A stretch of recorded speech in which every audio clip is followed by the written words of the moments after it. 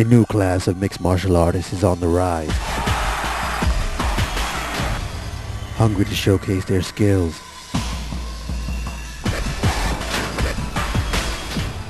Destined to become champions and determined to make it as an elite fighter. The future of mixed martial arts is here on the Shoxc Elite Challenger Series. Here on the central coast of California, wine connoisseurs and novices alike come to pamper their palates. Now, if you're a connoisseur or newcomer to mixed martial arts, well, we've got something to suit your taste tonight. From the Chumash Resort and Casino, it's Shoxc, the Elite Challenger Series.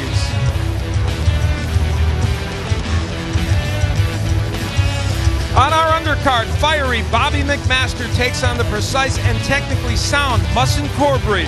Then a potentially explosive women's match. Jennifer Tate steps up in class to battle submission expert Shayna Braszler. We'll see two excellent strikers when Hawaiian Superman Kaleo Kwan and Thailand's Malapet square off in the cage. And Javier Vazquez, one of the best jiu-jitsu practitioners in the world, will test submission-minded J.C. Pennington. In our main event, a battle of the undefeateds. Tito Ortiz's protege, Rosa, looks for his second Shoxc win when he takes on Hamman, who has won all his matches by KO or by submission.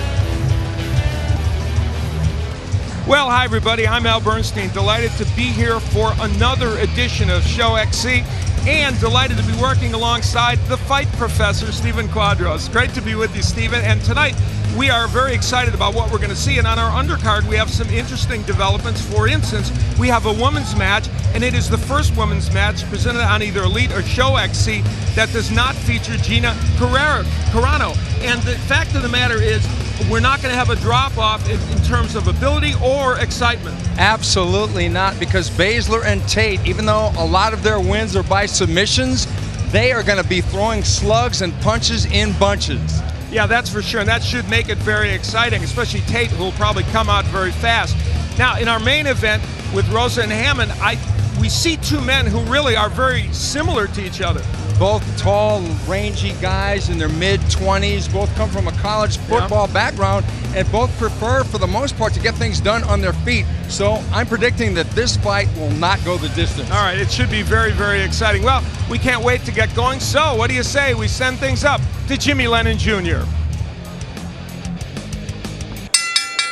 Ladies and gentlemen, good evening to you and welcome to the Chumash Casino Resort here in Santa Ynez, California, as we have a big night of mixed martial arts action coming your way as Elite XC presents Shoxc, brought to you in association with Rockstar Energy Drink, the Chumash Casino Resort, and Showtime.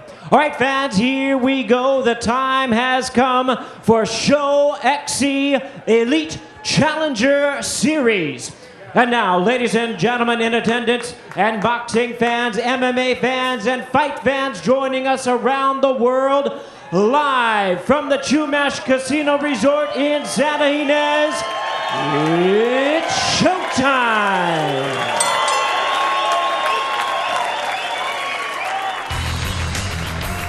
We'll start the evening with a lightweight battle. Mushin Corbbrey is a pro boxer and an MMA practitioner.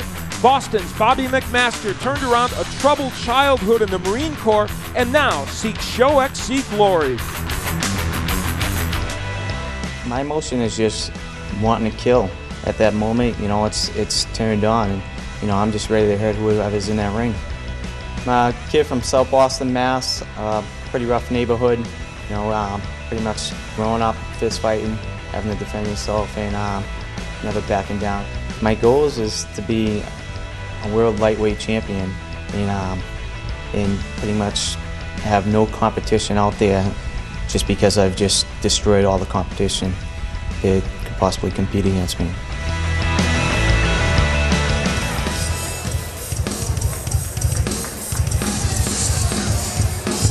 All right, South Boston native Bobby McMasters walks onto the national center stage of MMA really for the first time. He's only lost once in 9 matches, that by cuts, but this 26-year-old admits that facing Corbbrey is a real step up in terms of competition. Now, he's got a good all-around game, but Stephen, it's not all about technique and strategy for him. No, it's not, Al, because emotions are everything to McMaster, and he uses them to his advantage. He doesn't mind fighting with anger. As a matter of fact, sometimes he prefers it.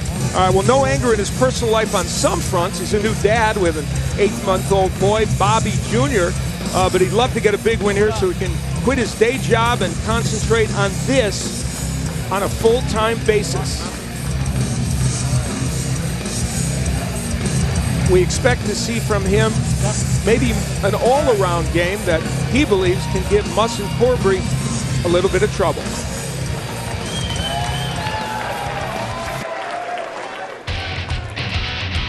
The biggest thing I have to do is win, and that's what I intend on doing. And the knockouts, you know, I don't go in there expecting a knockout. They usually just come. Everybody gets a little jittery, but once that bell sounds and the first punch is thrown, you know, it's war in there. My job is to take that guy out, and that's what I intend to do. Just watch for the KO. I get pumped up just from the training camp and from coming home and looking at my wife and my son and my dog every day. I'm ready to fight the fight anywhere it goes. If it goes to the ground, I'm more than prepared on the ground. If it stays standing, he's going to have a really bad day.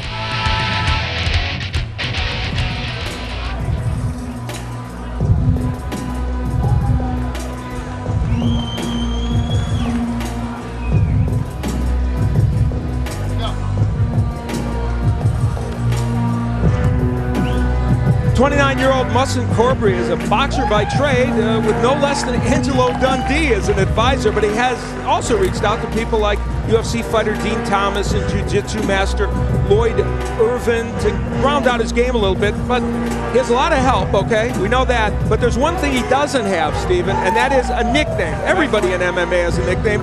You, for instance, are the fight professor. Can you help him? Well, he might have a nickname when I'm through with him. As a matter of fact, he could easily be called the technician because he does everything well. Pro boxer, great Muay Thai, great wrestling, and great submissions. Well, he is certainly a young man who at 29 has the skills. He certainly has the boxing skills, that's for sure.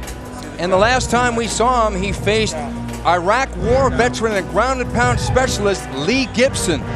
Gibson tried everything to take Mushin down, but couldn't. So Corbbrey stayed composed and used his superior technique to etch out his first win here in Shoxc. It was a great match, and he got things done with the jab and the low kick. Good performance by Mushin Corbbrey.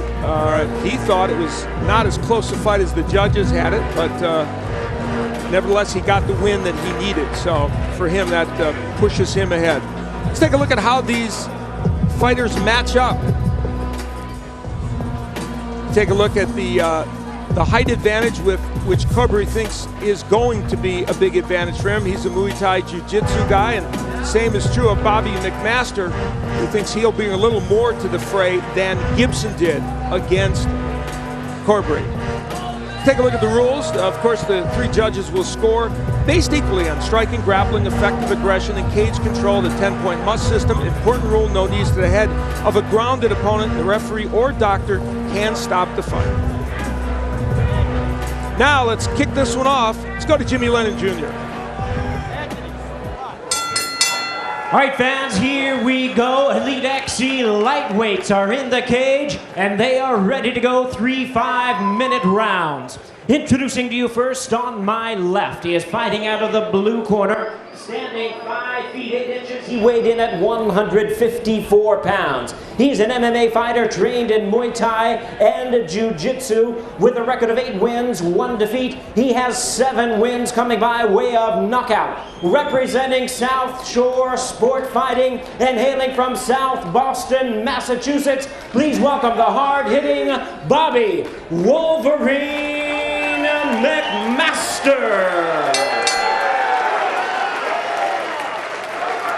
And his opponent across the cage on my right, fighting out of the red corner, standing 5 feet 10, he weighed in at 153 pounds. He's an all-around mixed martial artist, raised in the disciplines of Muay Thai and Jiu-Jitsu, with a record of 11 wins, 2 losses, and 1 no contest. He has 3 knockouts and 5 submissions to his credit. Representing Champion Training Center and hailing from Hilton Head, South Carolina, introducing Mushin Corbbrey.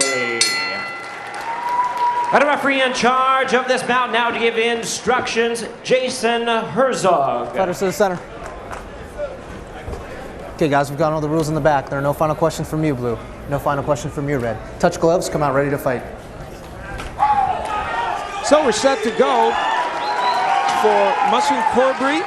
This represents a chance for him to put more of an exclamation point on a win and maybe impress a little more than he did in that win over Gibson. And for Bobby McMaster, it's fair to say this is his big moment on center stage. Oh, it really is. And in some ways, this is a battle of fire and ice. Fire coming from McMaster and ice coming from the technician himself, Corbbrey. Corbbrey staying on the outside as he did against Lee Gibson. He was very effective with the jabs and low kicks. And there is that jab. I knew that McMaster was going to want to go in there and get the clinch and get rough on the inside, because on the outside, he's going to be at a disadvantage. Does not want to take those jabs on the outside. He went inside and used the knee to the body of Corbbrey. I knew a low kick was going to come sooner or later and crack right there. You can really hear the power in those kicks to the leg from Corbbrey. That's really one of Corbbrey's strengths, isn't it? Yeah, it really is, because you can basically slow down a fighter by kicking him in the leg over and over again. McMaster gets him against the cage only briefly, and now there he's got him pinned, trying to use those knees. McMasters has double underhooks and goes right into a pull-down takedown. Bobby McMaster promised us he had a better all-around game than Lee Gibson, and he said Corbbrey would feel it, and he is so far. Yeah, he got a nice takedown, and Corbbrey tried to defend it, but was not successful. Now Corbbrey with the open guard, using the fence to turn himself around. He's thinking submission here. Master trying a little ground and pound there that didn't work. Don't grab the fence. Bobby's got to be really careful that when Corbbrey tries to trap that arm, and Bobby postures up, he could be susceptible to an armbar. Watch your fingers. And Corbbrey is capable of that, certainly. 2 minutes into this round. A lot of action, and look at this. Bobby stands back up and blasts away. It goes with 2 clean right hands. Corbbrey trying to do his best defensively on the ground. Guys, gotta stay active here. And the referee giving them a warning he might break them. So far, the busyness from McMaster has been the trick on the ground, and it's prevented Corbbrey from really doing much. And pounding away is Bobby McMaster. Some of those got in, too. The 26-year-old from South Boston, they call him Wolverine. He said the only reason he can imagine he got the nickname is because he's so aggressive, and we're seeing evidence of that right now. Let's go, guys. Gotta work the finish. He's fighting a really smart game here and staying close when he's in the guard like that and just throwing punches and bunches, and eventually some of those do get through. And there's another one that got through, and working the body as well while Corbbrey is down there as McMaster. Rough first round for Mushin Corbbrey. Mushin right now is getting out-muscled by McMaster. McMaster is usually the most athletic, the more athletic of the two when he's in there, and it is true now tonight. There's some blood, looks like over one of the eyes of Corbbrey with under a minute, 2 minutes left here in the first round. And it's been a nightmare for Corbbrey. Another right hand gets in by McMaster. McMaster doesn't even try and pass the guard. He's content to just punch away. And it's been successful so far. He's got heavy hands here in the guard. He sure does, and he's been doing body work while he's down there. Another right hand rains onto Mushin Corbbrey, and Bobby McMaster's making quite a statement here in the first round of major competition for him. Yeah, he really has. Corbbrey had a moment of an opportunity when he did a pushback there with his heels, but McMasters just jumped right back on him and back to square one. Another right hand gets in by McMaster. Stephen, are you surprised McMaster's been able to keep him down so long in this round? Actually, yes and no. We knew that McMaster was going to come in. He's a very intense guy. We know that. Yep. And with that intensity, we're seeing a lot of good technique. And well, we have a restart, but I thought there was enough action to keep him on the floor. Little surprising restart, but Jason Herzog does it anyway. Overhand right by McMaster, doesn't get there, and the knee on the inside. Corbbrey now feels the urgency, I would think, to make something happen in this first round, a round that will clearly not go to him. Exactly, but Corbbrey gets a nice hip toss trick takedown there, and finally we see McMaster on the floor. Uh-oh, guillotine choke coming up. This is going to be tough on McMaster. He's got seconds remaining. Wow! What a turnaround! A submission for Mushin Corbbrey when it all looked very dire for him. Mushin Corbbrey, once he knew he didn't have any opposition with the other arm in the equation of that guillotine, pulled back into the guard, and he knew he had it, and the tap out was imminent. For almost all of that round, this man, Mushin Corbbrey, was having all kinds of difficulties, but things turned around in a dramatic fashion and very, very quickly. They really did. McMaster was rough in the early going, really rough, but Corbbrey kept his cool and iced that nickname I gave him as the Technician. Boy, did he ever. He earned it tonight. The 6th submission of his career in mixed martial arts, and the irony is, Mushin Corbbrey had a better outing the last time out in a certain way against Gibson, but didn't get a lot of accolades. Even though he suffered in this first round, could he get more accolades because of that great move at the end of the round? Oh, absolutely, because he was able to recover. Okay, here we have the takedown from the double underhooks by McMaster, and it was great, and it showed his power in the clinch, his power advantage that McMaster was just blasting away from the top. Even though he would scoot back, he would still come over the top and always ended up in the guard, but he just chopped away with lefts and rights all round long. And here we see the very cool and composed Mushin getting cracked like 1 out of every 3 times there, but he's really focused here. He was never really in trouble in his eyes. He was really focused, and here we are. It's that right guillotine choke, and he pulls back. Look at this. And McMaster tried to slam his way out, but he slammed his way right into the choke and had to tap out. There it is. Well, an amazing turnaround for Mushin Corbbrey as he survived all this ground action that was not going his way. And as Stephen pointed out, there were many punches landed by McMaster, but apparently Mushin Corbbrey kept his composure. Well, let's get the decision by going to Jimmy Lennon Jr. Ladies and gentlemen, we have the time of 4 minutes, 59 seconds in round number 1. A guillotine choke stops this contest as the fighter taps out. He is the winner by way of submission, Mushin Corbbrey. There he is. Okay, Mushin, now, he was dangerous at the early going, wasn't he? He's tough as nails. I've watched his fights, man. I knew he was going to be tough. First of all, I want to thank my sponsors. Johnson Construction, thank you for making it easy for me to train and get ready for this guy, man. He was an animal. Now, I gave you the nickname the Technician, and you didn't make me sad about that. Explain how you set up the guillotine. Well, I knew he was strong. I knew he was a strong wrestler. He was a 3-time state champ. He got the body lock, and he worked. Second time he got the body lock, I set up by Ogurama. Judo, guys. It works also. So I set up the Ogurama, got him on his back. He tried to clear it, and I locked the guillotine in. Okay, congratulations on a big win. Very good. Thank you. And giving the presentation is Jeremy Lappin from Elite XC. Give it up for one more time, Mushin Corbbrey.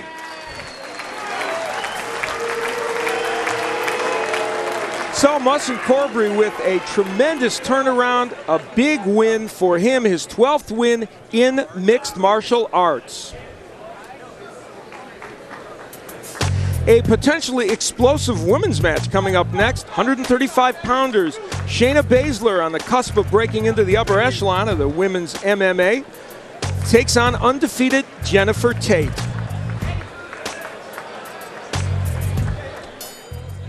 Then later on, our main event, Jared Hamman takes on this man, Aaron Rosa, who found his calling in mixed martial arts and a famous mentor as well.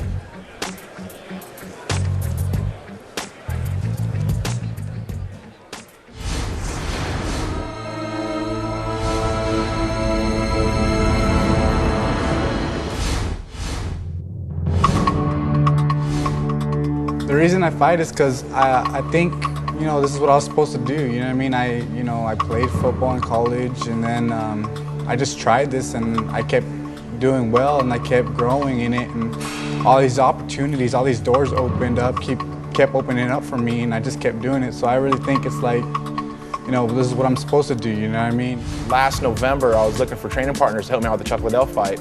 And Aaron Rosa, with a drop of the hat, you know, he came up, saw Sleece, one of my trainers that have been my trainer for the last 4 years, said, there's this new kid that's coming up, Aaron Rosa, who's really tough. He's young, he's 23 years old. You know, he's from Houston, he's a good boxer, good kickboxer, and he's learning. And I need guys to beat up on. And he was 6'3", he was a 205-pounder, and he came up. He never questioned anything I asked him to do. He always ran with us, lifted with us, and, you know, team punishment, man, we train like maniacs. You know, we put in, you know, 6 to 8 hour days, 6 days a week, and Aaron never complained. Expect a really tough fight, man. I want to go out there and give it all my heart, pull out another victory for everybody who's helped me out, everybody who's believed in me, and everybody who's going to believe in me. People back in Texas, all my new friends here in California. I'm going to do it for them and do it for myself. So a young man who is focused and knows exactly what he wants in mixed martial arts.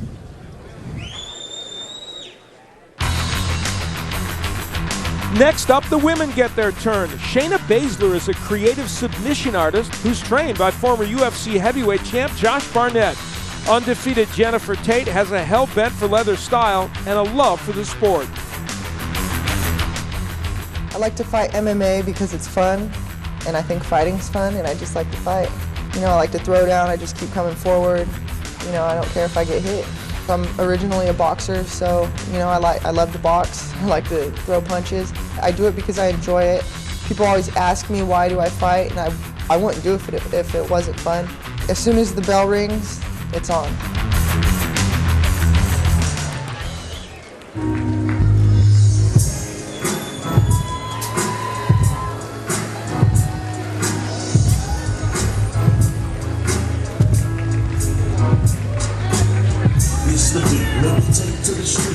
27-year-old Jennifer Rose Tate was born on an Army base and has cultivated, obviously, a passion for combat. She was an amateur boxer and a tough man contestant before turning to MMA. Now, she's 4-0 in mixed martial arts, but part of that record, Steven, seems a little bit deceiving. Yeah, even though most of her wins are by submission, don't be fooled, because along with that glowing smile, she has a ferocious punching attack. Boy, does she ever, and it comes quick. She knocked out Kim Gibson in 7 seconds of the first round last year to win the global knockout lightweight title, so she wastes absolutely no time when she gets it going.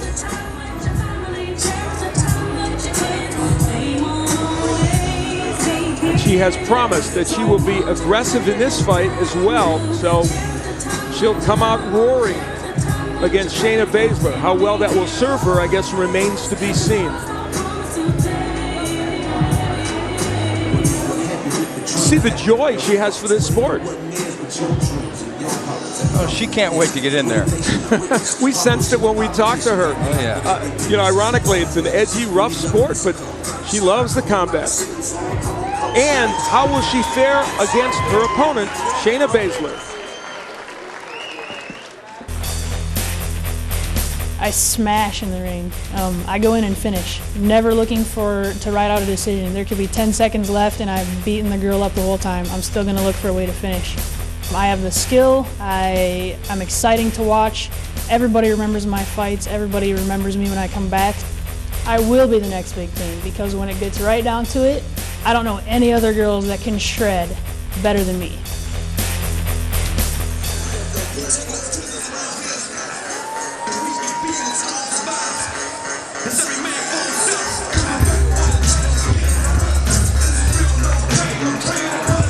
Well, 27-year-old Shayna Baszler is something of a renaissance woman, and you see the prop she's bringing in. She works with disadvantaged adolescents at a live-in center, but she plays the guitar. She's a blues guitarist. She's an accomplished musician who went to college on a music scholarship. She was once not a guitarist, but a cello prodigy.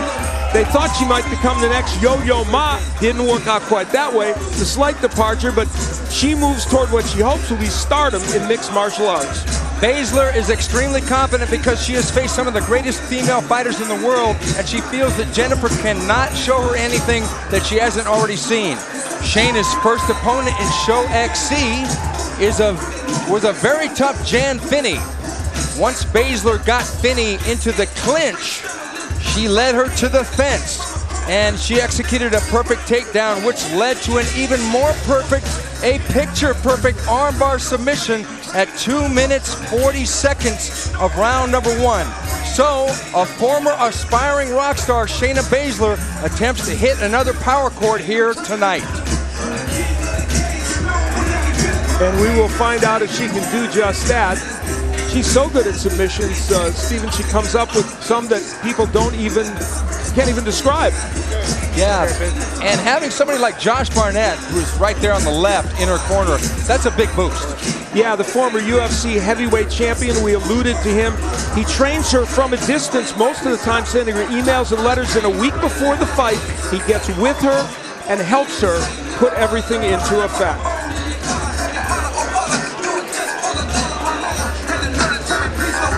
Alrighty, let's see how these women stack up. One very important stat there, they believe, Baszler and Josh Barnett believe her height and also reach advantage is going to be a very important tool during the course of this fight. And you see the boxing for Jennifer Tate, that's a key because she will come out throwing punches. Now let's go to Jimmy Lennon Jr.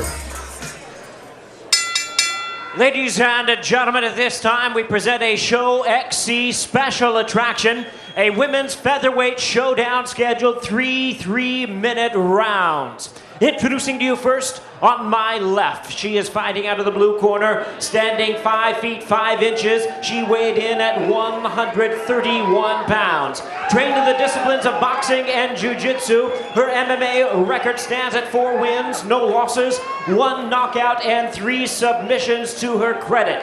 Representing Sencal Combat from Stockton, California, please welcome the second season star of TV's Fight Girls, introducing the undefeated Jennifer Rose Tate.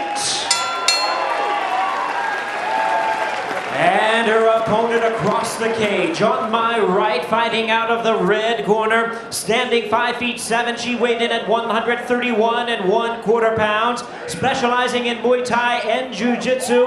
Her record stands at 9 wins, 4 losses, with all 9 wins coming by way of submission. Representing Team Micah and hailing from Sioux Falls, South Dakota, introducing Shayna Baszler. And a referee in charge of this bout now to give instructions, Marcos Rosales. Jennifer, Shayna. All right, ladies, we've already gone over the instructions, all right? Sure. Protect yourself at all times. Let's have a good fight. Touch them up. We're set to go. Reminder, the women's matches are 3-minute rounds, so we'll have 3 3-minute rounds. But for this young lady, plenty of time for her to get it done because she likes to get it done very fast, and Baszler knows it. This first part of this round, very important. We knew that Tate would come out and start throwing punches, but I'm surprised she backed off right there. And there's a nice right hand by Baszler. Baszler got a low kick in that may have stopped her progress. There's another one. into the clinch, and down goes Tate with Braszler on top in the half guard. And I would think, Stephen, that for Braszler to get her down this early, a very good sign for her. It is, and now she's got side control, and she's going to probably try to transition into the mount. But we're going to see the jiu-jitsu game of Jennifer Tate on the floor, and there's that mounted position by Braszler. Braszler is a submission expert doing some, there's the armbar. Wow. Oh, man, that was quick. She set that up beautifully from the mount. It was like, if you blinked, you would have missed this one. She's crazy with submissions. But that was a textbook armbar like she pulled on Finney in her first fight here at Shoxc. When you get on the ground, I guess, against Shayna Braszler, you're in trouble. I was really surprised that Jennifer Tate did not come out and turn this into a brawl. She stood back and waited. She hesitated, and that is where she lost the match. Okay, here we got the double underhooks and the takedown into half guard. Braszler taking her time, but being aggressive. As soon as she passes into side mount, Tate didn't really have a lot of answers, and Tate didn't really try to get guard again.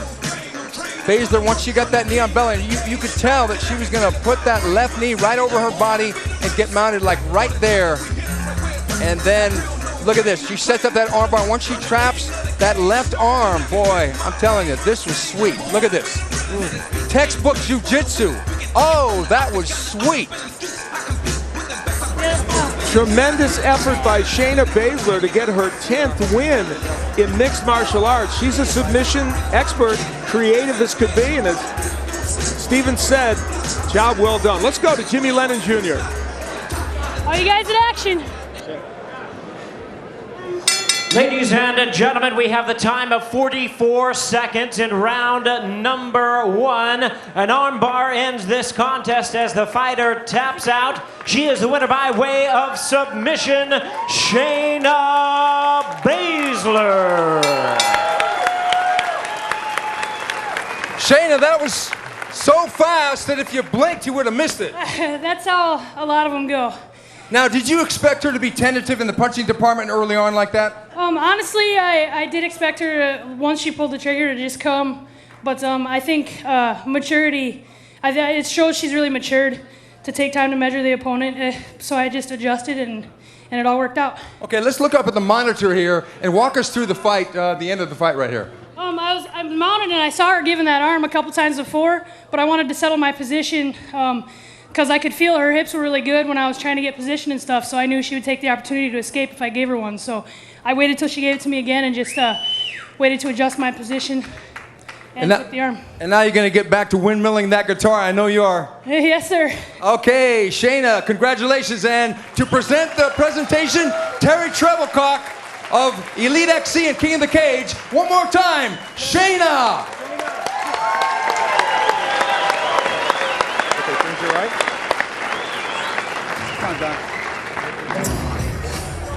At only 44 seconds of the first round, an armbar submission for this woman who is one of the most creative submission artists in women's mixed martial arts.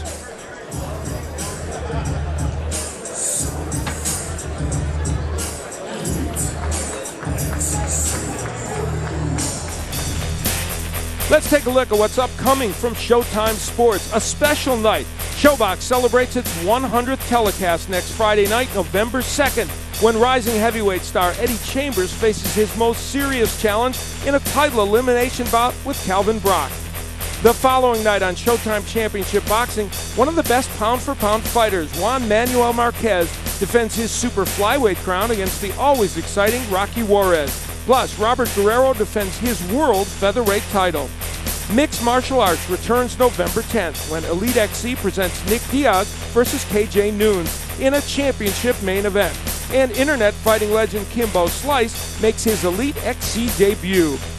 ShowBox comes to you from the Caribbean island of St. Lucia November 16th, featuring a night of unbeaten boxers. Heavyweight prospect Chris Arreola takes on Tiki Oru, and Olympic gold medalist Andre Ward versus Roger Cantrell. November 23rd, Showtime pay-per-view presents a clash of former champions and bitter rivals, Fernando Vargas and Ricardo Mayorga. ShoBox closes out its year on November 30th with a return appearance of hard-hitting, unbeaten junior middleweight James Kirkland. December 1st, Showtime Championship Boxing features Antonio Tarver and Vernon Forrest defending their titles in co-main events. Also on the card, newly crowned flyweight champ Nonito Donaire. And December 7th, the future stars of mixed martial arts are back in action on Shoxc Elite Challenger Series. For more information, visit our website at show.com. So whether it's boxing or mixed martial arts, Showtime has the best and a great final 2 months of the year.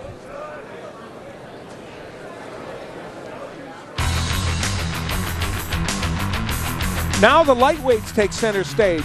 26-year-old Malapet of Thailand has been a Muay Thai fighter since he was 8 years old, while Hawaiian Kaleo Kwan is a former Dolphin trainer who was undefeated as a kickboxer.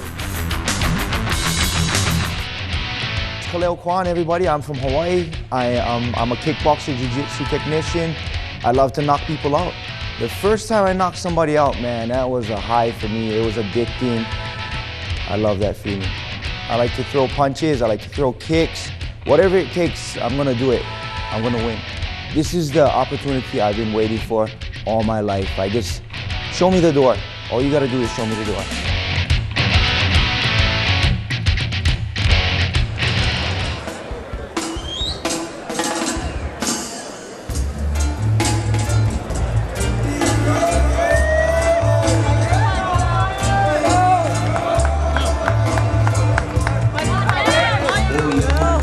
Well, Kaleo Kwan's manager calls him the ambassador of Aloha. You can see why. And they hope that he can be the face of a burgeoning mixed martial arts industry in Hawaii. Now, this 34-year-old is giving away 8 years in age tonight.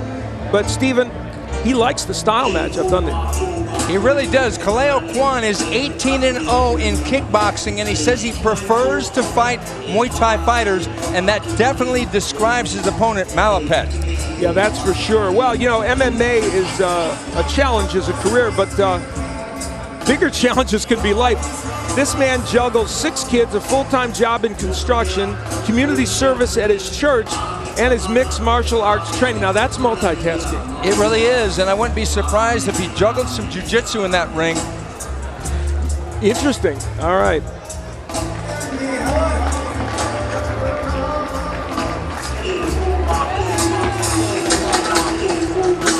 All right, tonight won't be easy for Kwan going against an aggressive opponent, Malapet.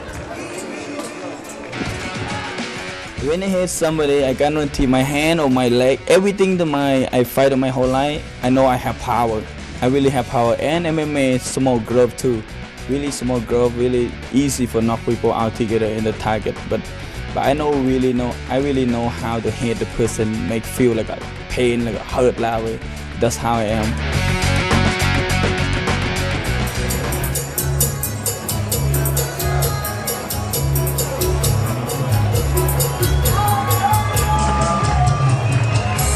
This is Malapet. His birth name in Thailand was Mongkhon Wiwasuk. And, you know, his life plays out like a New York Times best-selling novel. He was born in the jungles of Thailand to a family of fighters, turned pro as a Muay Thai fighter. How about this? At age 8. At age 12, he was literally sold as a person, mind you, not just a boxer, to a fight gym in Bangkok. Saw his family sporadically during that time. Then he emigrated to America, and at 22, he secured his freedom from that gym, and he adopted the name Malapet Team Diamond in honor of his American gym. And Stephen, even though he's only had 3 MMA fights, it doesn't mean he's not experienced. Absolutely. With over 100 Muay Thai fights, Malapet brings a heavy stick into the standing battle. When the going gets rough, he prefers the body kick and the right uppercut. And that right uppercut was something he really leaned on when he talked to us, and that's something he would like to land early in this match. See how they match up and what the tail of the tape will bring us. Obviously very, very similar. One of the key issues, clearly the age of Kwan. How much impact will that have? He's a kickboxing and jiu-jitsu expert. Muay Thai, of course, for Malapet. As Steven said, we kind of expect this match to be standing. And now to kick it off, let's go to Jimmy Lennon Jr. All right, fans, here we go. Elite XC action in the lightweight division. We're scheduled 3 5-minute rounds. Introducing to you first on my left, he is fighting out of the blue corner. Standing 5 feet 8 inches, he weighed in at 155 pounds. Joining us in the disciplines of kickboxing and jiu-jitsu, his record stands at 8 wins and 6 losses. Representing East Sida's Fight Club and hailing from Waimanalo, Hawaii, please welcome Kaleo Lights Out Kwan. And his opponent across the cage on my right. He is fighting out of the red corner, standing 5 feet 7 inches. He weighed in at 153 1/4 pounds. With 186 Muay Thai fights and 5 world championships under his belt, his young MMA record stands at 2 wins, 1 loss, 1 win, coming by way of knockout. Representing Team Diamond and fighting out of Upland, California by way of Gajapuri, Thailand, please welcome Malapet Team Diamond. And a referee in charge of this bout, and now to give instructions, Cecil Peoples. All right, gentlemen, remember the rules we gave to you. Protect yourself at all time. Follow the rules at all time. Keep it clean. Let's dance. We're set to go in what could be a very explosive match. Kwan and Malapet. Both have stand-up skills, but maybe a difference might be Kwan's jiu-jitsu, which he has been working hard on. We'll see. Both men say they're kind of slow starters, so we'll have to see what happens here in round 1. Yeah, as a matter of fact, Kaleo Kwan said he's like a classic car and he needs to get warmed up. But I don't think that would be a good strategy here. He's pressuring against Kwan. Let's work. Good jab by Kwan and a low kick by Malapet. And a low kick by a former Lupini Stadium champion is going to get felt real quick. See what impact that has overall on the 34-year-old Kwan. Another one from Malapet. Well, one thing I'm seeing from Kwan is he's got his hands down pretty low, almost inviting a punching attack. But I don't think that Malapet is going to fall for that. I think he's going to remain conservative and just throw low kicks. Because I'm telling you, I've seen fights get stopped by Thai fighters on low kicks. Are those landing really well, Steven? The first and the third one did, yeah. Another one by Malapet. And so here in round 1, Malapet using his legs to be effective. A left hook doesn't get there by Malapet. He's smiling at Kwan, some gamesmanship. Malapet does not want to go to the ground. He said, if I go to the ground and I grapple, I lose. Very simply. Now, we see that Kwan is starting to block that kick, but he's blocking it a little bit too high. And Malapet may throw that right low kick under that left leg block and chop down his other leg. Wild overhand right by Malapet. He's been the aggressor throughout this entire first round. We're almost 2 minutes into round number 1. Al Bernstein along with Stephen Quadros. So happy you joined us for this Show XC edition. Malapet right now is single-shotting, but he's pretty much unopposed. I would think that Kwan would try and get the clinch, at least try and get double underhooks and maybe a body lock. Because I think he should try and take this fight to the ground because those low kicks are catching him on the back of the leg now. It's only a matter of time before that leg is going to give out. And a high kick as well by Malapet. And a hook by Malapet. So Malapet's having himself a very, very good first round here. But a counter hook thrown by Kwan. He timed that leg kick and then got his own hook in. Let's see if he can do that again. Well, let's work. This match has been stand up the entire way as Steven suggested it might be. There's that body kick. We knew that would come because Malapet favors that. And I know that Kwan said he favors fighting Muay Thai fighters, but it looks like Malapet is trying to convince him of otherwise. Under 2 minutes left to go now in round number 1. For the most part, a very good round for Malapet because of that, those low kicks to the right leg of Kwan. Kwan trying to jab. Kwan's fighting on the outside right now is not being effective. It's time for him to test the clinch. Right hand by Malapet as he pushed Kwan against the cage. And there's those vicious kicks. A little swelling under the left eye, the right eye of Malapet from some of those jabs. And a left hook by Kwan. Facially, Kwan remains unrattled, but those kicks are starting to add up. The low kick to the left leg has been a consistent weapon in this first round for Malapet. And another one. He shielded that one perfectly, but still there's damage to both fighters when he does that. And I've got to believe that the shins of Malapet are pretty dead, so he's not going to feel any pain if he blocks with his knee like that. We're down to less than a minute to go here in round number 1. We haven't gotten out of round number 1 yet tonight, but we've had a lot of excitement. Malapet kicking and then throwing a combination. They had a huge right hand by Malapet, may have hurt Kwan. He says no, but he might have. Oh, that hurt him. Because when they smile and shake their head, Al, you've seen enough boxing to know that means the guy did get caught. That's for sure. That's universal in both these sports.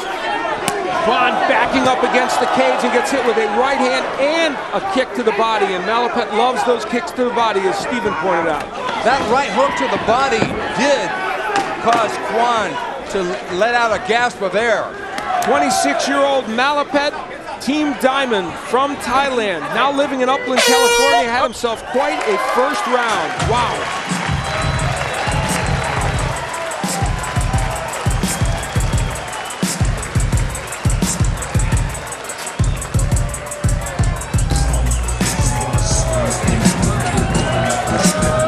And there is Tito Ortiz, former UFC light heavyweight champion, and he's here, of course, for Aaron Rosa.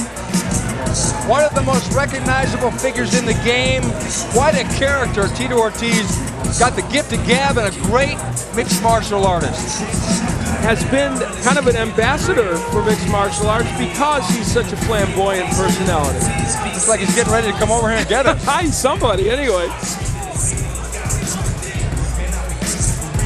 Malapet owned things in the first round with a lot of low kicks, but he did go to the body occasionally. He pretty much was single-shotting all round long, but man, it's a good thing that Kwan blocked that kick because that could have put him away. Good fight, good fight, good fight. Let's go. Getting ready for round number 2. 34-year-old Kaleo Kwan. Ready? Let's go. From Hawaii, taking on Malapet, the 26-year-old from Thailand, now living in Upland, California. It was a rough round for Kwan. We mentioned that he wants to be the face of mixed martial arts from Hawaii, where there are many, many participants now. This is an important match for him. I'm really surprised. There's a jump Superman punch. I'm surprised that Kwan hasn't changed his strategy or his rhythm. Would you think he would at least attempt a takedown at this juncture to try that? Yeah, attempt an overhand right and get into a clinch and try and get a body lock or try and pick off a single leg. Because he's staying on the outside, he's getting picked apart here. Yet another low kick by Malapet. He's had his way with that, though some have obviously not gotten in. A left hook that misses by Kwan. I'm frankly a little bit surprised that Kwan isn't limping already from all the low kicks. So many have landed, and there is a left kick to the head of Kwan, and the jab comes back from Kwan. They said they like to fight Muay Thai fighters, but boy, it's not working out so well for Kwan thus far. I think that this is a different level of Muay Thai fighting. Look at that. It was a leg catch, kick, sweep, takedown, but Malapet just steps back and says, let's go back to our feet. You got a congratulations high five from Kwan, but inside Kwan knows things are going very badly for him. Malapet's had a tremendous round and a half. This is one of the better performances I've seen of Malapet in recent years. He's really, really focused in this fight, and I think he's taking mixed martial arts really seriously, especially if a guy's going to stand with him. He's got to make a point. When you're a Lumpini Stadium champion, that means you're the best in the world at Muay Thai. So this strategy obviously questionable for Kwan and clearly not working at this point. Can he change it? That kick was blocked by Kwan. See, Kwan right now is only blocking techniques. He's not really countering, which I don't blame him, because if he's going to counter a body kick, he leaves his ribs wide open. And that is one of the kicks, if he comes back with it, that Malapet would land and might end this fight. Under 3 minutes left to go in this round, round number 2. It's been more of same from what we saw in round number 1. What I'm seeing here is a distinct power and technique advantage for Malapet. And that's not a good sign for Kaleo Kwan. For the most part, only some jabs and an occasional left hook has landed for Kwan. He has not really done too many effective kicks. There's another one for Malapet, and there's the hook from Kwan that we referred to. We really can't count Kwan out, though, because he seems unfazed by all these techniques. I mean, can you say tough? I will. That's for sure. And of course, as long as he's in this fight, he may land a big punch that could change it. He's diving in for the clinch, but Malapet just circles out. Under 2 minutes left to go here in round number 2. Malapet tries an uppercut from far out, a bad idea, and was hit with a left hook, and now he was stunned by Kwan, and again a right hand by Kwan. That seemed like it made Malapet angry, because that right uppercut did land. And now we see Kwan. Is Kwan setting a trap?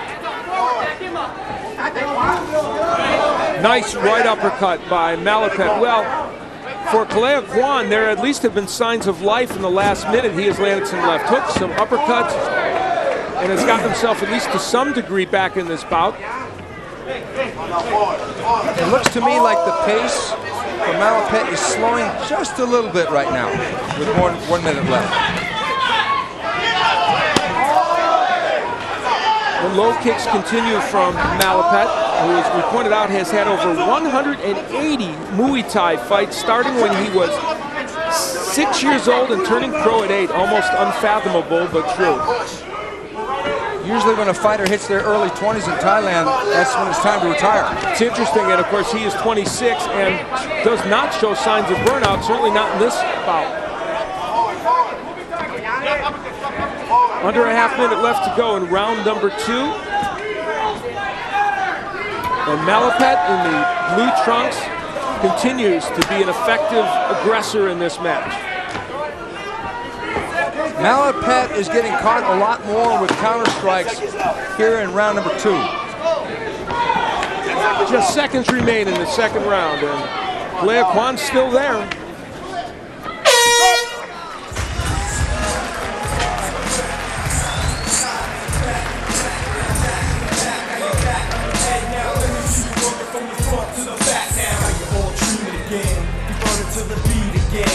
What got you feeling the kid? Poetic with my tongue, justify the meaning. S to the K on the scene again. Fake the scene, I see the sexy chicks. You wasn't get down with that sexy shit.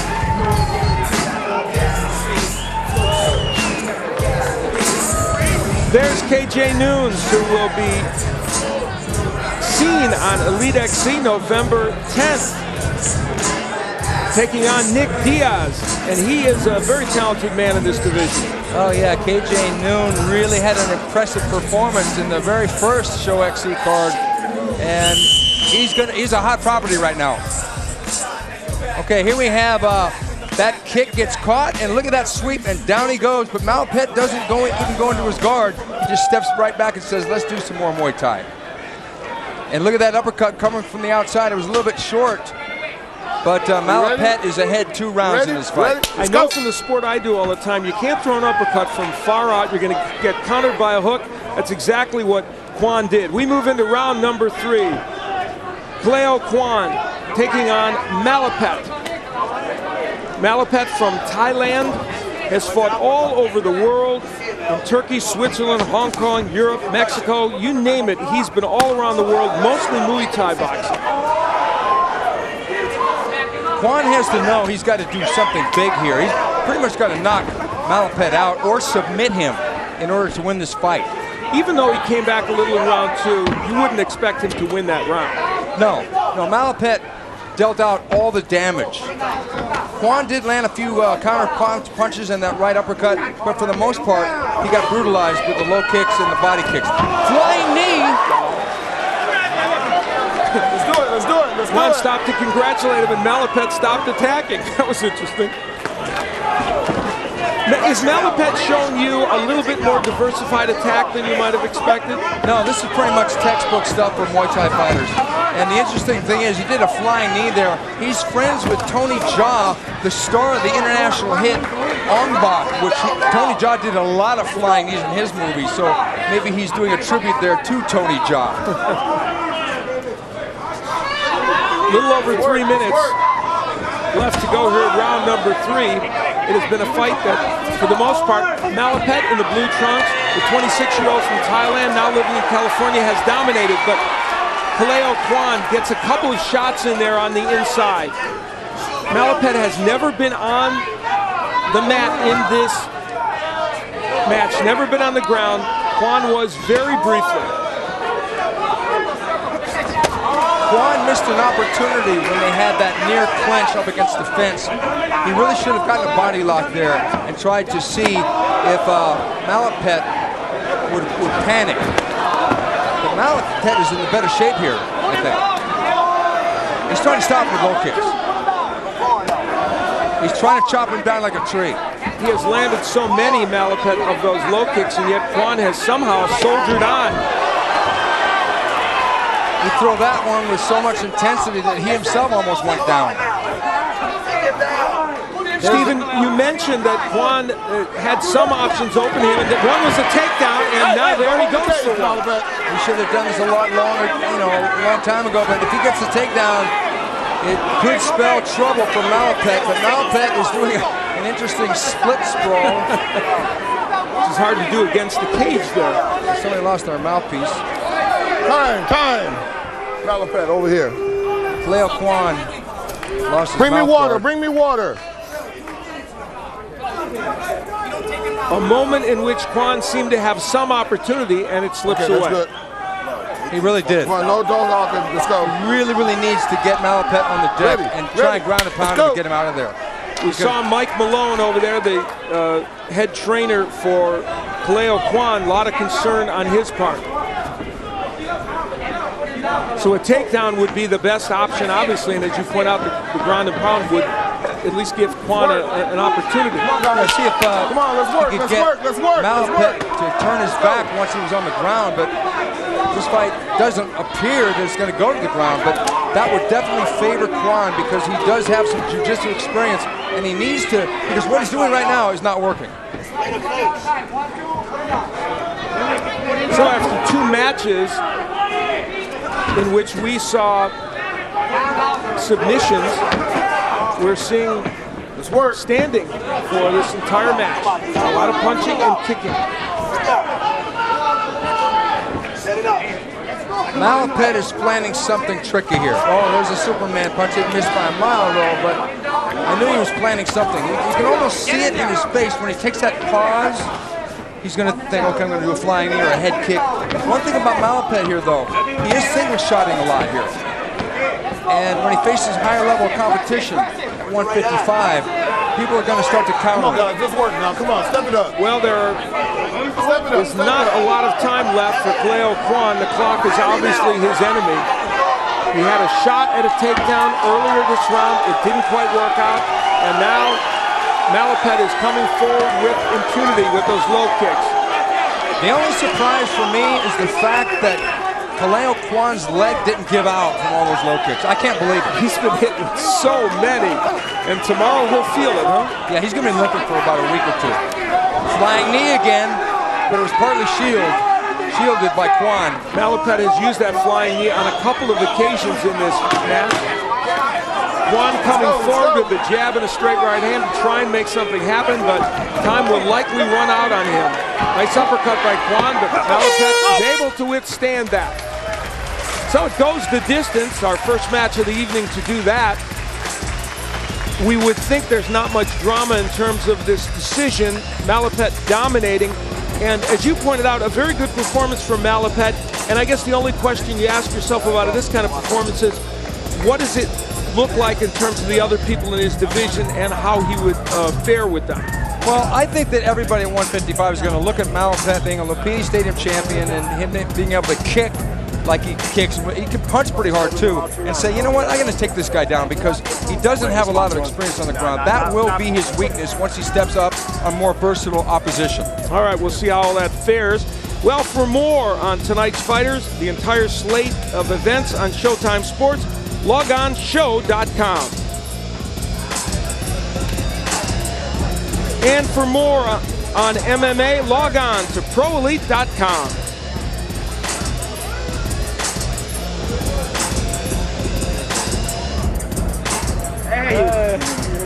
And we take a look at some of that work by the leg kicks of Malapet. Well, you can sum this up with one term, and that would be low kick. But he also went to the body a few times, but a lot of those body shots were blocked, unlike that one. But that low kick, he landed that thing all night long. It's a kicking attack, and you can hear the crack of bone to bone, and an occasional flying knee. And you know what? Kaleo cheered after that, but it caught him pretty good. Malapet doing some commentary as he was talking to Kwan. Well, this 26-year-old from Thailand, now living in California, representing the Malapet Team Diamond, had a fantastic performance. And even though Kwan and his brain trust thought they could handle a Muay Thai boxer, they could not this one in any case. And Malapet, in only his fourth mixed martial arts bout, gets the win. We're awaiting the decision on this one. We would anticipate that Malapet has done enough to win this bout. It would be his third victory as a mixed martial artist. And of course, he's had many, many victories. His Muay Thai record is something like 160-20. Now Jimmy Lennon Jr. is ready. Let's go to him right now. Ladies and gentlemen, after 3 rounds of action, we have a unanimous decision. Here are the score totals. Judge at ringside, Marcos Rosales scores the bout 30-26. Abe Bellardo and Luis Cobian both score the bout 30-27. All three in favor of the winner, Malapet Team Diamond. It's right here. Right here. Oh, you missed it. You missed it. Okay, Malapet. Was the low kick your strongest weapon in this fight? And yeah, I think about the low kick power about 70% because, you know, my back so sore and I stopped training for a while. I saw the flying knee. Was that a tribute to your friend Tony Jaa? The Friday, that's actually every time I fight Muay Thai, I do all the time, you know, for my fan. Can you do this for me, you know? That's, you know, for them. What's next for you? For next, and I want to try, you know, fight again, MMA, and I promise to my friend for sure, I want to train really hard and really good for sure next time. I do. Okay, and to get the presentation is Jeremy Lappin from Elite XC. One more time, Malapet, your winner.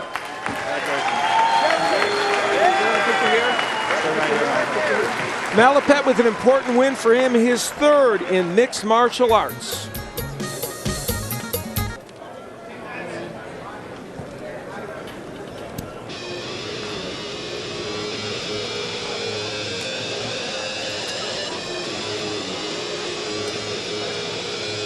And things will probably go to the ground for our next match when J.C. Pennington and Javier Vazquez get together.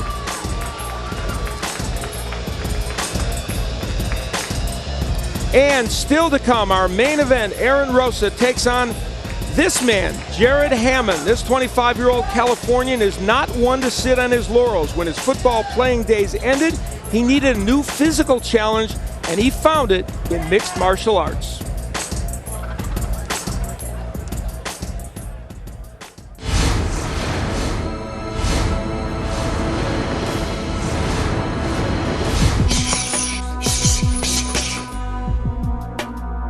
Honestly, the first time Jerry came in the gym, I knew right away that this guy was something special. I rolled with him, and he was just hard to do any submissions on him, and just very strong. And I knew right away if this kid stuck with this, he would end up being a champion. I coach at the University of Redlands. I'm a defensive coach, and I kind of want to do a little more. I had a little more athleticism in me. And so a friend of mine came up to me after our last game and said, "Hey, do you want to fight?" And I said, "Yeah, I do. I want to do something." And that Monday, I started training. And I've been training every single day since then. And then I started fighting actually when I started training. I get the question all the time, you know, how can you be a Christian and fight? And then I can't understand it because everyone's like, oh, it's so violent, it's such a brutal sport, and this and that. And I'm like, have you ever seen football? I guess you say my number one strength, I guess I push the pace really, really hard. And that's just the way I do things, I guess you say. I can't have one speed, and that's 100 miles an hour, and I can't really slow down from that. My fight training and conditioning has changed tremendously with this CrossFit stuff. CrossFit is something that a lot of guys are really getting into, really unorthodox, like flipping tires and sledgehammer and doing pull-ups, just weird stuff, like dips on with rings and just all kinds of crazy stuff. It's going to be an interesting fight. I like the fact that both these guys are Christians, and they're going in there to battle and showcase two classy guys. Rosa, 26, October, me and you, baby. Well, Jared Hamman has never had a match go to a decision. He expects this one to end early as well.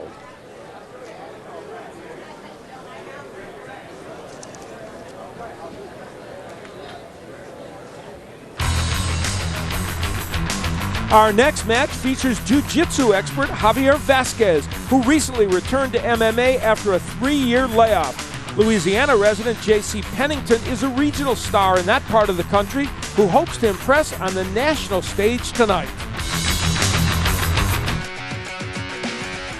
J.C. Pennington.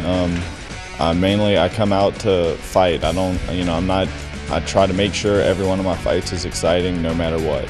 When I'm in a submission, before I go to finish it, sometimes I'll work to get, more punches in, more elbows in. I won't always go straight for the finish. I'll try to work a little more damage before I try to finish the submission. This fight is my chance to show the world that I am one of the top 145ers there is. Win or lose, I'm a name now. Everyone will see me. Everyone will know who I am.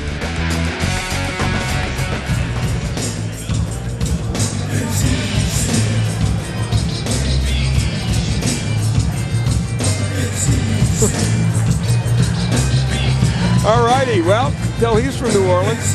From the bayou of Louisiana comes J.C. Pennington, who works as a fire investigator for this 28-year-old who wins mostly by submission. Tonight's match against jiu-jitsu expert Javier Vazquez will necessitate uncovering some clues on how to best attack or not attack him. Stephen Pennington admits that he's the underdog to the better-known Vazquez, but that's all he concedes. Yeah. Even though he guarantees an exciting fight, he plans on taking this into the later rounds because he feels that Javier's cardio is suspect. And probably some questions about something we'll get into, some knee injuries also that Vazquez has suffered. They call J.C. Pennington Crayola, not just because he has a lot of tattoos, but he worked at a tattoo parlor, and he's actually a piercer there, but they were looking for a nickname, and they thought, well, Crayola would be appropriate. And how will he fare against the jiu-jitsu expert? That would be Javier Vazquez. They call me Showtime. My fights are always exciting, so I'm always putting on a show. That's how I got the nickname. When I hit somebody with the perfect punch, I'm thinking, they didn't like that, so they're gonna start making mistakes. I'm a thinking fighter, so I know when I hurt somebody, they're gonna want to lash back or they'll panic. So that's what I'm waiting for. I'm waiting for that panic, and I'm gonna stay very calm and relaxed through that panic. That's why I'm successful, because I get people to make mistakes. I'm the puppeteer. I'm the puppeteer. I'm not the puppet.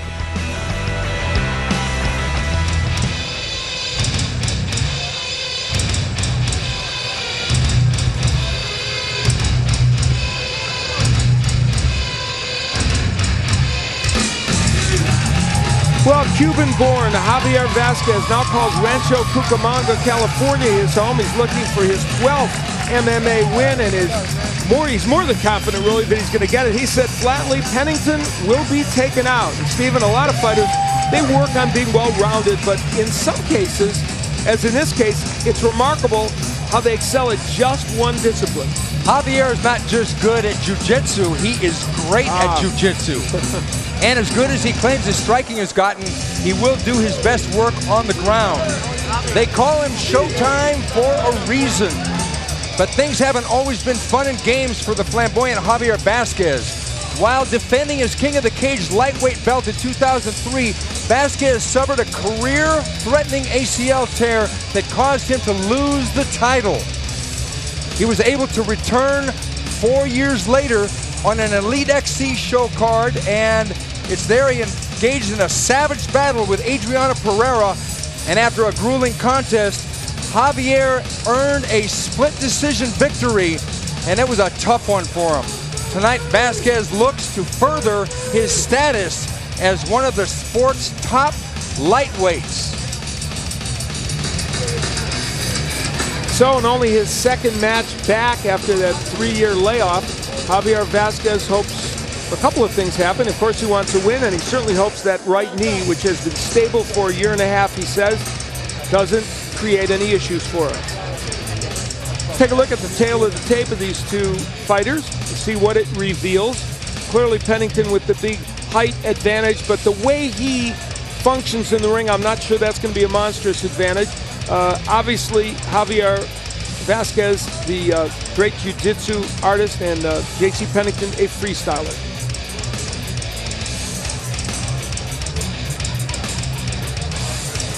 So we're ready to go with this match, and for that, let's go to Jimmy Lennon Jr. Ladies and gentlemen, at this time, we present an Elite XC 150-pound catch-weight attraction brought to you in association with Hunter World Markets and One More Round. We are scheduled 3 5-minute rounds. Introducing to you first on my left, fighting out of the blue corner. Standing 5 feet 10 inches, he weighed in at 149 pounds. He's a freestyle fighter with a record of 14 wins, 3 losses and 1 draw, with 1 knockout and 10 submissions to his credit. Representing Team Extreme and hailing from Slidell, Louisiana, introducing J.C. Crayola Pennington. And his opponent across the cage on my right, fighting out of the red corner, standing 5 feet 7 inches, he weighed in at an even 150 pounds. Trained in the MMA discipline of Gracie Jiu-Jitsu, his record stands at 11 wins, 2 losses, with 1 knockout and 6 submissions to his credit. Hailing from Rancho Cucamonga, California, by way of Santiago, Cuba, introducing Javier Showtime Vazquez. And our referee in charge of this bout, Jason Herzog.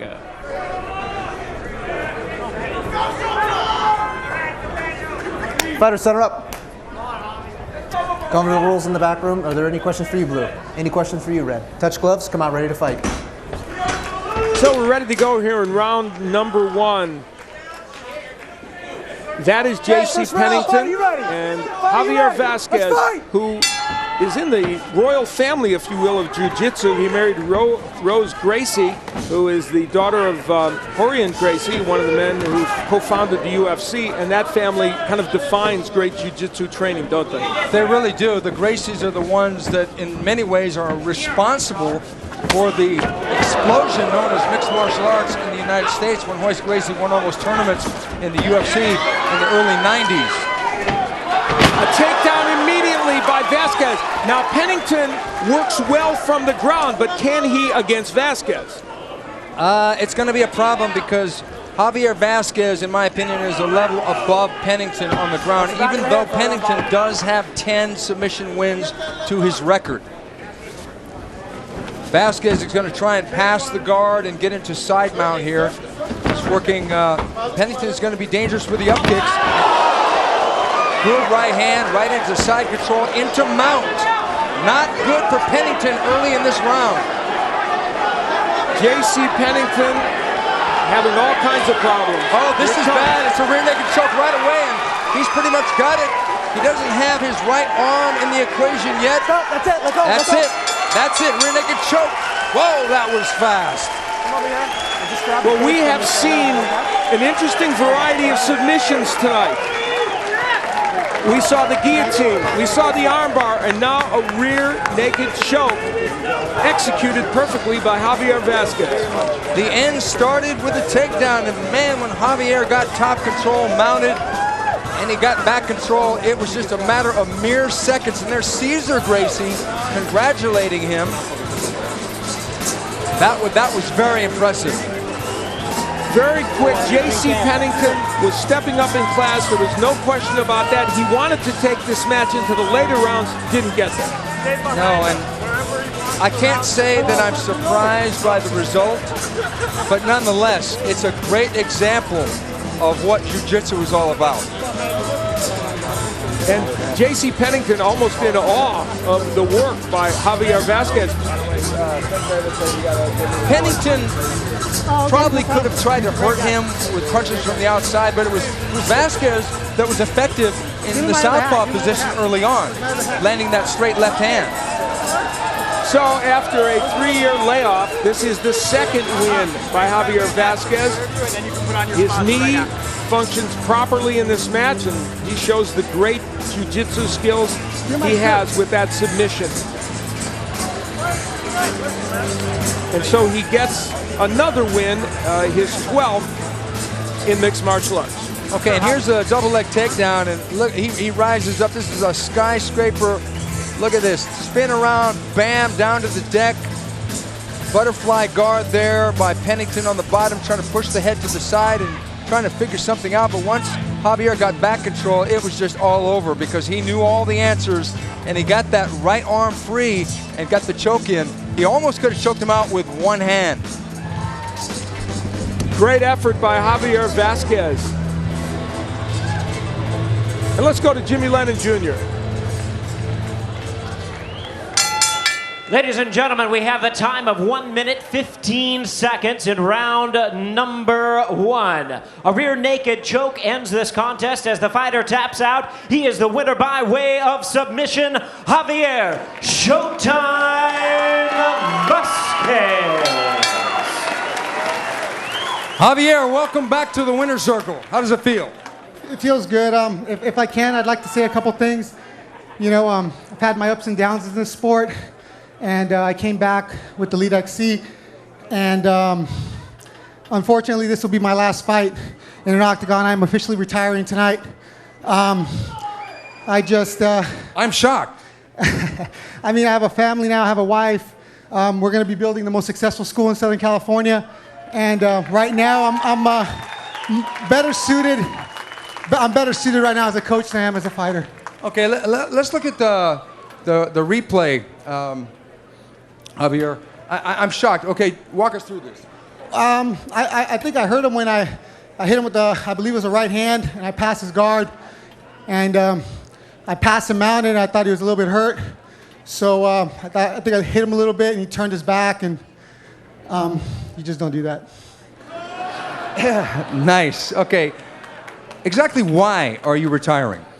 It's just that time. I think when this sport becomes, or feels like it's your job, like you're clocking in, it's time to go. Well, that's a good reason, and to give the presentation is a man that you know all too well, Terry Treblecock of Elite XC and King of the Cage. One more time, Javier Vazquez.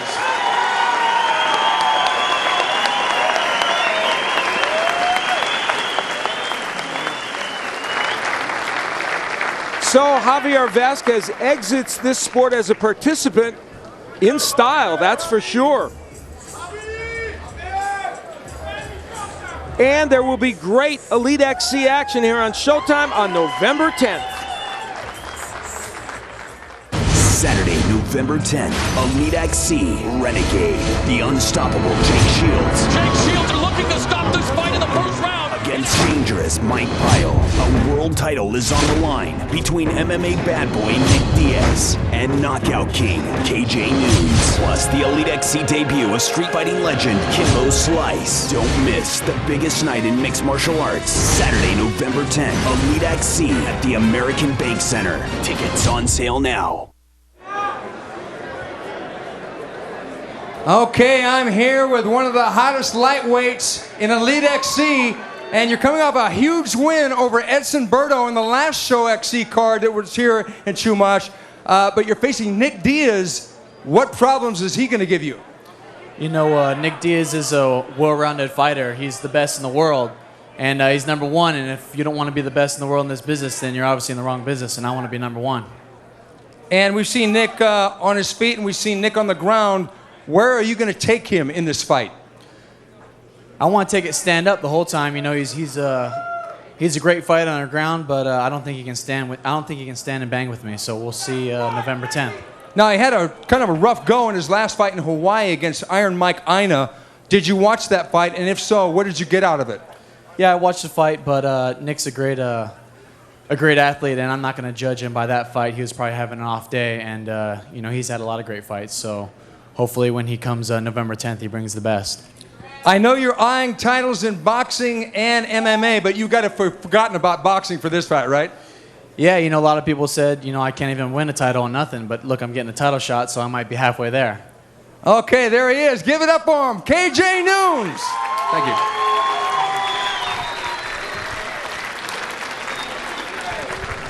All righty. KJ Noons active on November 10th on Elite XC. And we're getting ready for our main event.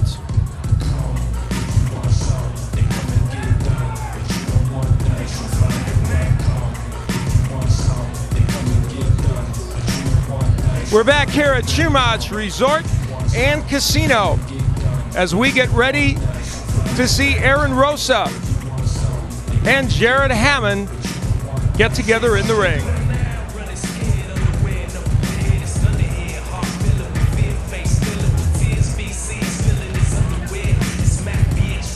And that's coming up next in our main event.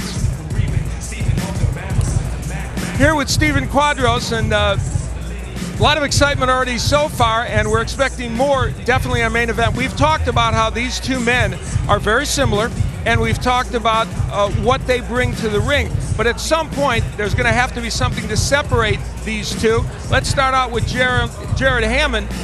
He's a man that is going to have to unlock some answers. Well, I think that he's going to have to use the blitz offense right away. He's going to have to come out with his natural aggression against Rosa, and he's going to want to deal out some damage early in the round and dictate the pace. And for Aaron Rosa, it's possible that his versatility might be the key to his win.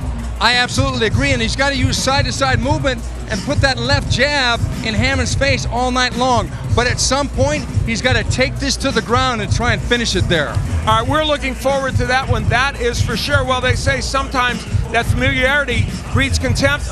We think tonight familiarity will breed excitement.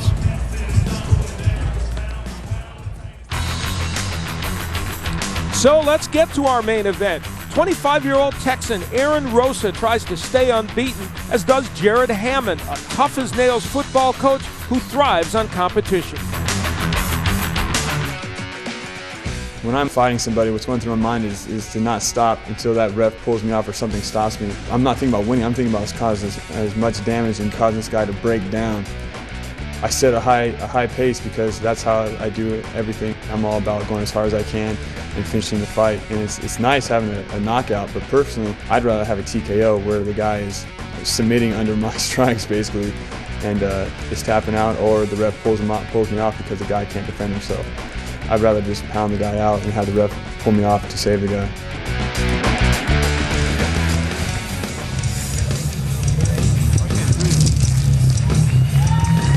Well, that's Jared Hamman. How tough is he? Well, earlier this year at the IFC Global Domination Tourney, he suffered a fracture in his left foot in the first round. Got up from a knockdown and then beat Roget Leray. Then later that night, again with the broken foot, he KO'd top UFC fighter Travis to you, and that was amazing. And I'll tell you what is it that exactly creates that kind of drive and determination? Well, Hamman says he has a hot button, and that served him well because he's undefeated with all his wins inside the distance, including 8 TKOs and 1 submission. So he's going to want to press that button a lot here in this fight with Rosa. All the way over there. Jared Hamman, of course, a football coach at Redlands College, Redlands University. That school had its game postponed because of the tragic fires here in the California area.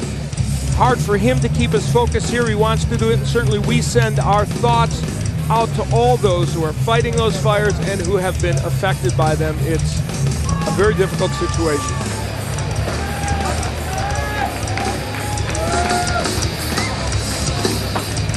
And his opponent, Aaron Rosa.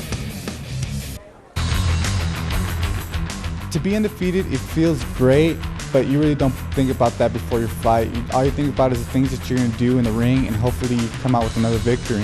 I love going in there and putting my will against someone else's and coming out victorious. I have a lot of heart, a lot of determination, and I think that's what makes me a great fighter. Having Tito Ortiz in my corner tonight is going to be a special experience because, knowing that he's going to be there for me, coaching me, and giving me his experience, his vision, it's going to be great.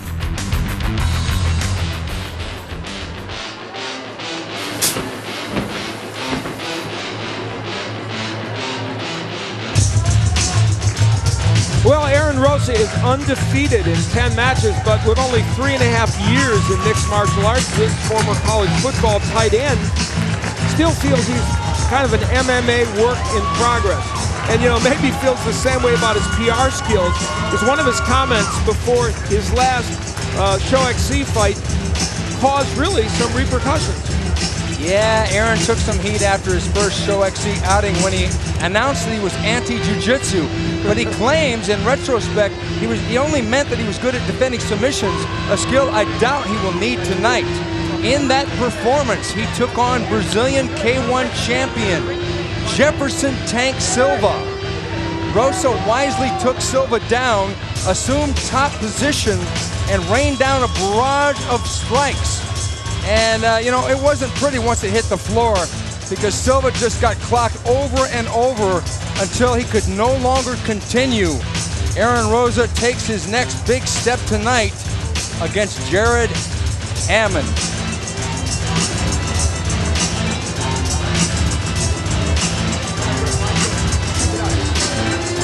So Aaron Rosa gets ready for a battle against another undefeated fighter. As we pointed out, many similarities among them. The fact that they both want to create a great image for MMA fighters. Let's take a look at how they stack up. And we talked about similarities. Same height, the weight's almost the same, the ages are almost the same. Rosa, freestyle striker and kickboxing and wrestling in Jared Hamman's repertoire. Set for the main event. Let's go to Jimmy Lennon Jr. Ladies and gentlemen, Elite XC presents the Shoxc featured bout of the evening, brought to you in association with Rockstar Energy Drink, the Chumash Casino Resort, and Showtime. This bout is sanctioned by the California State Athletic Commission. The executive officer is Armando Garcia. All right, fans, here we go. Undefeated light heavyweights in the cage. 3 5-minute rounds scheduled for this, our main event of the evening.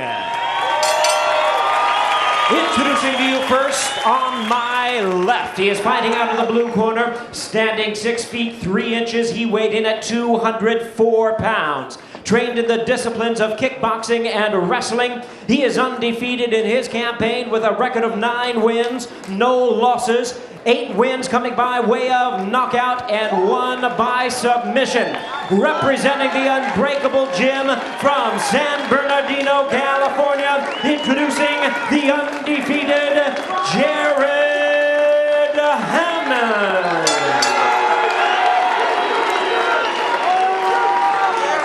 And his opponent across the cage on my right, fighting out of the red corner, standing 6 feet 3.5 inches. He weighed in at 205 pounds. He's a freestyle fighter and striker with a record of 10 wins, no losses, 4 knockouts, and 2 submissions to his credit. Representing Team Punishment and hailing from San Antonio, Texas, introducing the undefeated Aaron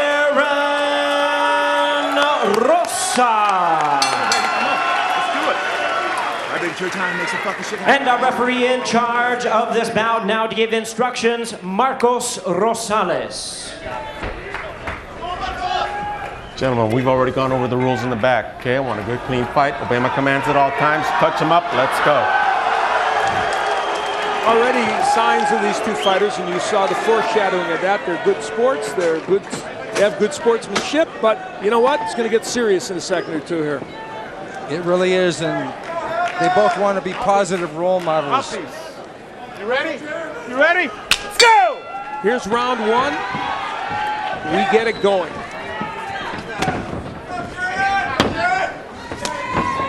Hamman expected to be aggressive early, and Rosa will try and counterpunch him, and the right hand gets the job done. A great right hand counter. Yeah, speaking of counterpunches, that was a slick little right hand, and it was just a flash knockdown, but look who goes for the single leg. Hamman got Rosa up against the fence, trying to pull that single, and he's close to doing it. He does get it. Nice takedown. Rosa thinking about a leg lock here. He's thinking heel hook.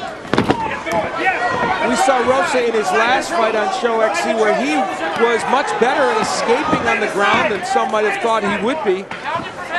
Hamman had side control there for a moment, and he tried to step over and get full mount, but he got caught, and now he's got full mount. This is not good for Aaron Rosa on the bottom. Blasting away with those hammer fists is Hamman. Rosa trying to get out of there and needing to. Rosa giving up his back momentarily. Now he could be in trouble because both the leg hooks are in for Hamman. Hamman blasting away to the body and the head of Rosa. Rosa defending the choke already, pulling the arm away. He's not in trouble. The body position is wrong. Hamman's got to be economical here with his output. Go, guys, improve your position. He could overdo it in that situation, huh? He could. He could just blast a lot of shots. Wow. But he's starting to get busy here, and they stand back up. Tough sequence for Aaron Rosa. How much did that take out of him? 3 minutes just about left here in round number 1. It's been a night of very active first rounds, that's for sure. Nice right hand by Rosa. That was a good shot on the inside. He's going to the body. I really like that. Body, head. Hamman trying to trip him back to the deck. But I think the wrestling that Rosa has been studying under Tito Ortiz will now be an effective move. And here he's got double underhooks. He's got a body lock. But Jarrett turned to the side. Oh, good left hook. A knee preceded that combination, and let's see what impact that had on Hamman. Rosa has landed some very good shots in his first round, but Hamman had him down and landed many. That was a beautiful move by Hamman, but he almost went into a choke there. He threw an overhand right and dropped right down for a single leg. Another takedown by Hamman. Hamman gets Rosa to the ground, and here he goes trying to get him out again. Got the full mount. Rosa is getting handled here on the floor so far, and there's a huge power output. Look at that. Oh, that was a beautiful buck and roll over by Rosa, but Hamman diving back into the fire. Aaron Rosa has been on the ground for much of this first round. Okay, we got the half guard for Rosa on the bottom, but he's getting chopped with those elbows and forearms from the top. It's really been a Jared Hamman round so far. Takedowns, ground control. He's going to try and pass this guard. This guard's open. He just seems to be much more aggressive and much more powerful so far. Under a minute and a half left to go in this round, and Aaron Rosa staying on the ground as if looking to lure Hamman there. And Hamman looking to throw those legs to the side and get side control. Once again, he's got to be careful not to go into a submission. Is Aaron Rosa looking for something where he can create a submission? When he dives in like that, yes. But Hamman is pretty wise to not just fall into a triangle or something, but to fall right into a left hook there. And a huge right hand by Rosa. So Rosa has landed 6 or 7 really good punches in this round. However, the rest of the round has been very difficult for him, and Hamman gets in a left hook. Rosa, the 24-year-old from Texas, in against Jared Hamman, who he takes down. Well, it was an ill-advised. He tried an over-the-shoulder suplex, but ended up being right on his back, and now he's paying for it. Huge right hand by Rosa. And then now it's Hamman who has the issue of being on the ground, with only a little over 20 seconds left to go in this round. Let's go! It's been non-stop action thus far. A great match and very competitive, even if Hamman dominated a good portion of this first round. Stop on the horn, guys. Stop! Excellent first round.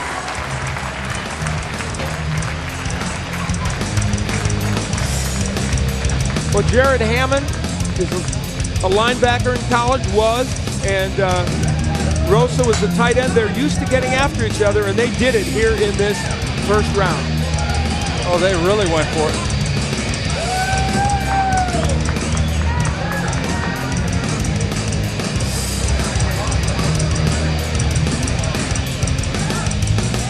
Rosa tried to put together some combinations early in this match, but Jared Hamman decided to take things right to the floor, and this was a beautiful takedown. It was a nice rollover into side control.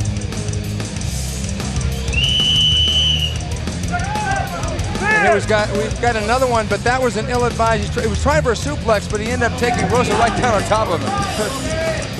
Well, we're heading into round 2 in our main event. Aaron Rosa in the black trunks, and in the white it is Jared Hamman.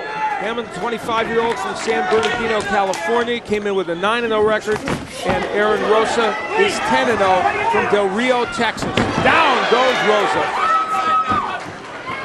When they get into the clinch, it's all Hamman as far as the takedowns.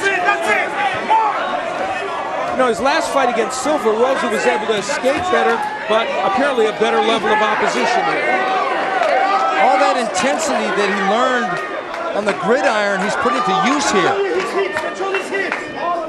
Hamman is very, very aggressive. We talked about igniting the fire in him, and he is an aggressive fighter in there. And he is pounding with elbows to Aaron Rosa's face. Hamman's got to be careful of that up kick. That was a wide swing, and if that lands, it's going to hurt, but he could go right into some danger. Okay, now he's got side control again. Let's see what he can do with it. If he gets mount, he's thinking about pinning the leg. He might be trying, he's going to try and end this with ground and pound. I don't think he's going to try for a submission, because if he tries a key lock here, Rosa can roll out of it. Rosa very adept at getting out from beneath. This is just rough and tumble MMA from Jared Hamman on the top and controlling the action with knees and elbows. Couple of knees to the body, and another one. Aaron Rosa taking a huge amount of punishment on the ground. Jared Hamman is just relentless. I'm really impressed. This is not, that's it. There's no way he's getting out of this. Rear naked choke for Jared Hamman. Impressive, in a word. Showing versatility, and that's saying a lot. Jared Hamman, ground and pound from the standing, and then a rear naked choke. He totally dominated every aspect of that fight. Rosa theoretically would have been better in the clinch because you figure he's been training with Tito, but man, Jared hustled unbelievably. One of the charms of mixed martial arts is that you don't ever really know. We thought Aaron Rosa might be a little more versatile. It turned out to be Jared Hamman who was. Because we saw Aaron Rosa deal out top control in his last fight, but he got the tables turned on him by Jared Hamman, who just blasted away in side control, softened Rosa up, and got Rosa to turn his back. He's going to sink both leg hooks in, and he got the choke in. There's no way that Aaron Rosa could get out of this one. Jared gets the win by tap out. That was impressive. And now Jared Hamman goes to 10-0 in MMA. Yet another submission tonight, and we have seen superb work by these mixed martial artists in figuring out a way to get submissions. And Jared Hamman did it in this, our main event, and got his 10th win against absolutely no losses. For Aaron Rosa, a very disappointing night. His first loss against 9 wins.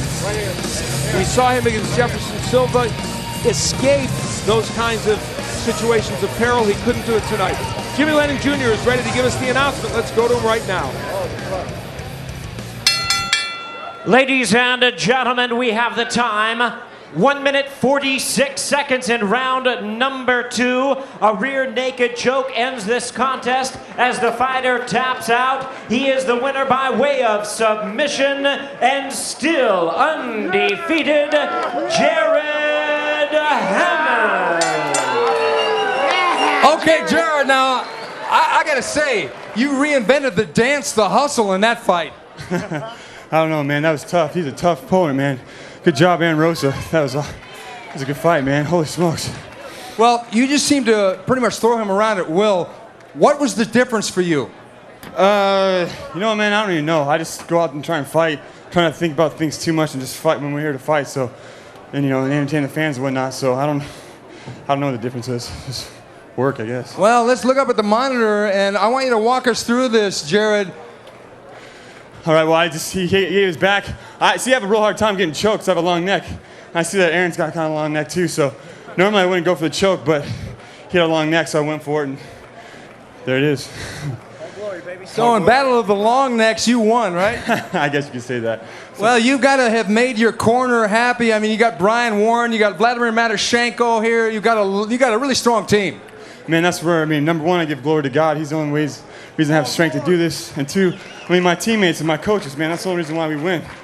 You know what I'm saying? I give it all to them. They help me out. I'm nothing, man, without them. So, amen to them. You're humble, but we know you got that hot button. 10-0. What's next? You know, whatever God brings next. I don't know. I just try to train and try to fight. And I love Elite XC, man. You guys have treated me so awesome, and I appreciate it. It's awesome, awesome organization. So, whatever's next. And giving the presentation is a man who's facing Kimbo Slice on November 10th, the Rhino, Mike Bork. Give it up for him now, Jared Hamman. Jared Hamman. Thank you, Hamman. The most important shot you need right there.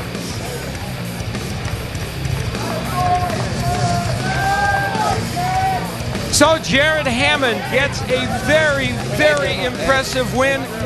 And certainly the football players he coaches at Redlands College have watched this and are impressed with their coach. He did a terrific job and showed the versatility that we might have thought Aaron Rosa might show in this match to get the job done.